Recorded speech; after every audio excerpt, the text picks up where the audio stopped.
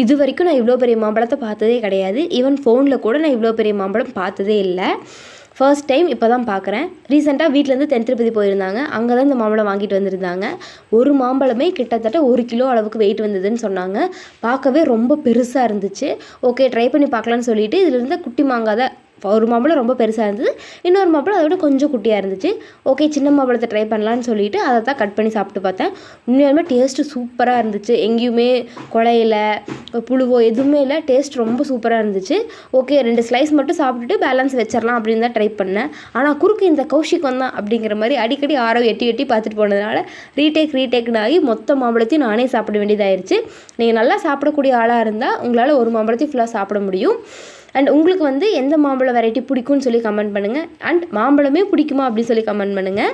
மாம்பழத்தை தாண்டி வேறு என்ன ஃப்ரூட் பிடிக்கும் அப்படின்னு மறக்காமல் சொல்லுங்கள். இந்த மாம்பழத்து பேர் வந்து பங்கனப்பள்ளி மாம்பழம் அப்படி சொல்லியிருந்தாங்க. எக்ஸாக்டாக எனக்கு தெரியல. உங்களுக்கு எக்ஸாக்ட் வேர்டு தெரிஞ்சுது அப்படின்னா அதையும் சொல்லுங்கள்.